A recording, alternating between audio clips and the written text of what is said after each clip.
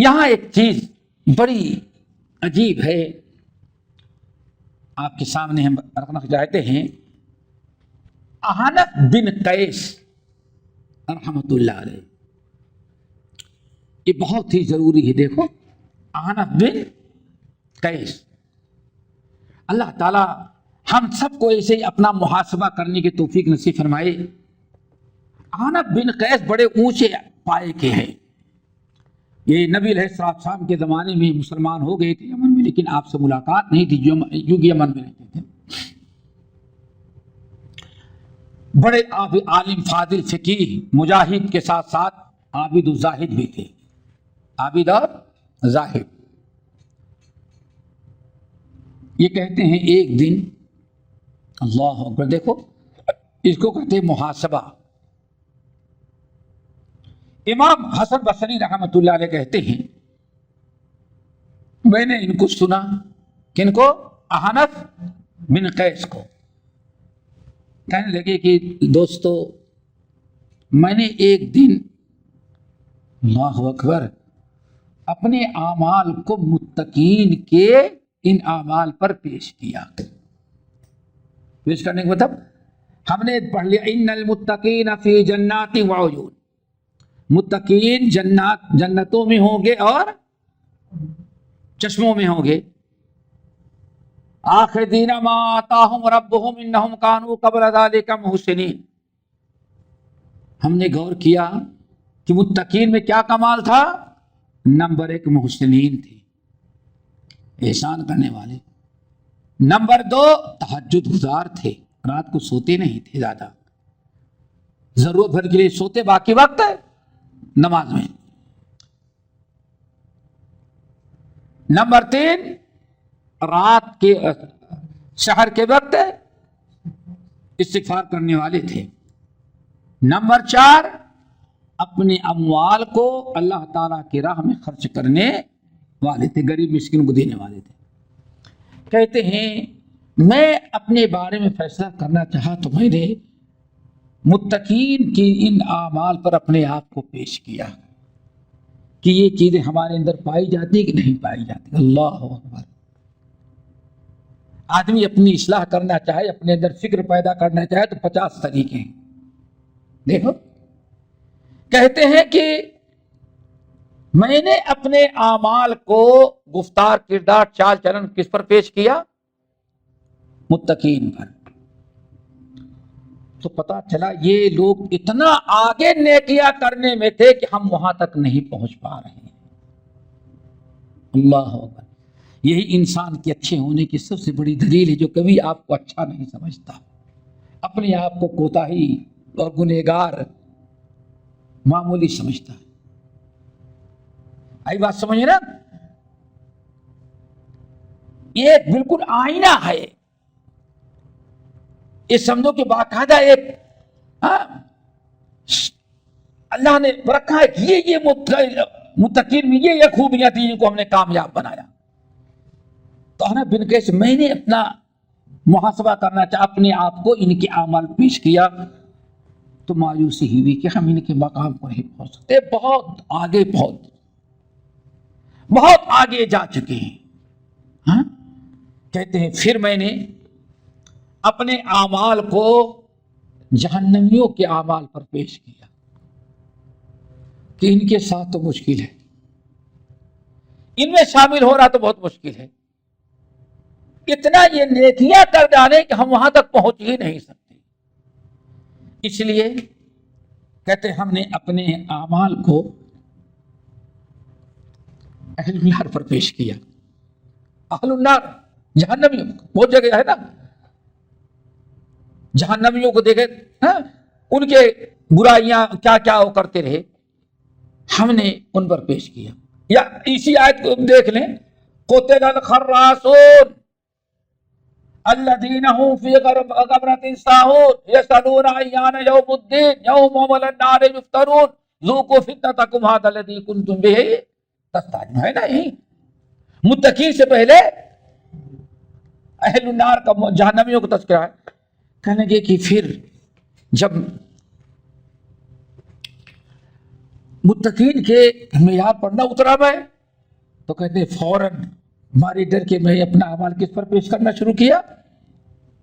اہل النار پر، کہ دیکھیں کہیں ہم ان کے درجے میں تو نہیں پہنچ گئے، یہ متقین کے درجے میں تو نہیں پہنچ سکتے، تو چلو ان کے درجے میں۔ کہتے ہیں کہ جب ان کے اعمال پر پیش کیا تو میں نے ان کے اندر بہت فرق پایا۔ اللہ فرماتے وہ نبی کا انکار کیا، قرآن کا انکار کیا، آخرت کا ایمان انکار کیا، رسول کا انکار کیا، اللہ کی نہیں مانا، بہت سارے اعمال۔ تو کہتے ہیں کہ پھر میں نے غور کیا کہ نہیں، اللہ کا فضل و کرم ہے، جہنمیوں میں سے نہیں ہو سکتا۔ کیوں؟ وہ انکار کرتے ہیں، میں اقرار کرتا ہوں، وہ کفر کرتے ہیں، میں ایمان رکھتا ہوں۔ افمن کان مؤمنا کمن کان فاسقا لا یستوون افنجعل المسلمین کالمجرمین۔ اچھے برے دونوں کبھی برابر، لا یستوی اصحاب النار واصحاب الجنہ، دونوں کبھی برابر نہیں ہو سکتے۔ کہتے ہیں نیک لوگوں کے اہل جنت کے معیار پر نہ اترا، کیوں؟ بہت آگے بڑھ چکے ہیں، نیک اعمال کر کے پہنچ چکے ہیں، اور برے لوگوں اہل جہنم پر ہم نے اپنے آپ کو پیش کیا تو دونوں فرق پایا۔ اللہ کے فضل و کرم سے ان میں بھی میں اپنے آپ کو نہیں پایا۔ کیوں؟ میرے ضمیر نے کہا حنف تو کتنا بھی برا ہے لیکن اللہ کا تو انکار نہیں کرتا، رسول کا انکار نہیں کرتا، جنت و جہنم کو تو مانتا ہے، تو اللہ کے فضل و کرم سے ان جہنمیوں کے درجے میں تو نہیں رہے گا۔ اب دو ہی ہوتے ہیں، اہل جنہ اور اہل نار۔ ایک اتنے اچھے ہیں کہ اتنا اچھا نہ بن کر کے ان میں شامل ہو سکا، اور دوسرے اتنے بڑے مجرم ہیں کہ وہ اتنا گناہ نہ کرنے کی بنا پر بہت اعتبار سے ہم ان سے اچھے۔ کہتے بہت سوچا کہ اللہ پھر میرا کیا ہوگا آخر، یہ ہمارے اسلاف کا طریقہ تھا۔ اللہ پھر میں کیا کروں، اپنے آپ کو کس میں سمجھوں؟ نہ نیک لوگوں کی طرح ہوا نہ برے لوگوں کی طرح۔ کہتے ہیں پھر سورۃ التوبہ کی آیت یاد آئی کہ کچھ ایسے لوگ ہیں خلطوا عملا صالحا واخر سیئا۔ اللہ اکبر۔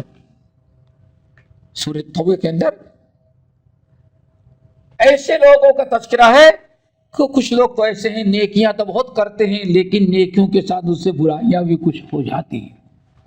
کہتے ہیں کہ ہم اپنے آپ کو ان تیسرے درجے میں پایا۔ اگلی بات سمجھے، اپنا محاسبہ۔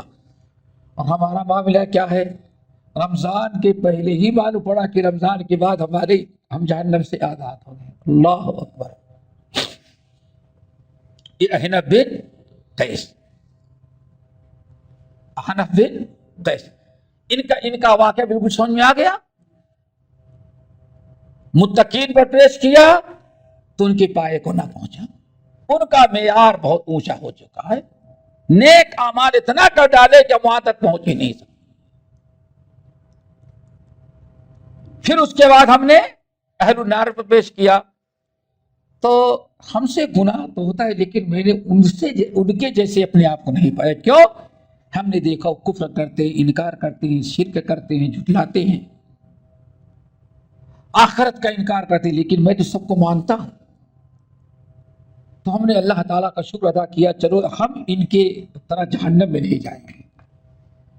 پھر غور کرتا رہا کہ ہم کس درجے میں، تو سورۃ التوبہ کی آیت ملی جس میں اللہ نے فرمایا ہمارے کچھ بندے ایسے ہیں کہ نیکیاں تو کرتے ہیں لیکن ساتھ میں ان سے برائیاں بھی شیطان کروا دیتا ہے، تو اپنے آپ کو ان میں پاتے ہیں، اور اس امید کے ساتھ کہ اللہ تعالیٰ گناہوں کو معاف کر دے گا۔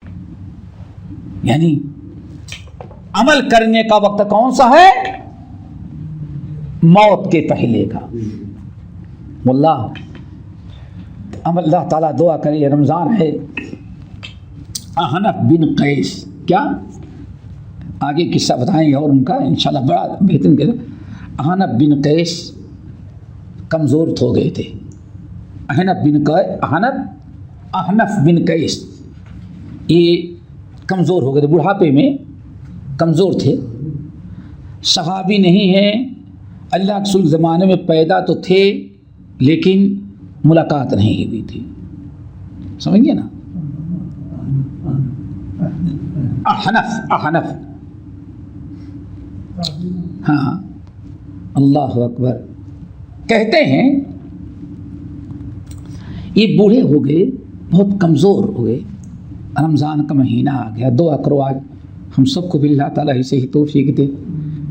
آج تو آدمی بہانہ ڈھونڈتا ہے روزہ چھوڑنے کا، اللہ رب بہانہ چھوڑتا ہے. تھوڑا سا بیمار ہے بہانہ ڈھونڈتا ہے. دوستو تھوڑی تھوڑی بیماری پر آپ روزہ چھوڑ دیں گے، ڈاکٹر لکھ کے بھی دے دے گا تو کام نہیں چلے گا، کتنی طاقت ہے حساب اس کو دینا ہے. حنف بن قیس رحمۃ اللہ علیہ رمضان کا مہینہ آیا، بہت کمزور ہو گئے تھے اور تکلیف میں تھے، بیماری بھی تھے. تو گھر والوں نے اور کچھ ملنے جلنے والوں نے ان سے کہا کہ آپ ایسا کریں روزہ چھوڑ دیں، روزہ چھوڑ دیں. ان کی آنکھوں میں آنسو آ گئے اور کہا کہ نہیں، بیمار ہے، کمزور ہے، پتہ نہیں اگلا رمضان ملے یا نہ ملے. تو ہم چاہتے ہیں کہ روزہ رکھنے تکلیف ہوگی لیکن اس رمضان میں جو نیکیاں مل جائیں گی اس سے ہم محروم نہیں رہیں گے. کیا خبر کہ مر جائیں اگلا رمضان نہ ملے، تو یہی رمضان ہمارے لیے باعث نجات کا باعث نجات ہو جائے. سوچو اللہ، انسان کو یہ فکر ہونی چاہیے. ہمارے چینل کو سبسکرائب کیجیے اور بیل آئیکن کو دبانا نہ بھولیے تاکہ آپ کو نئی ویڈیو برابر ملتے رہیں. لائک اور شیئر کرنا نہ بھولیے.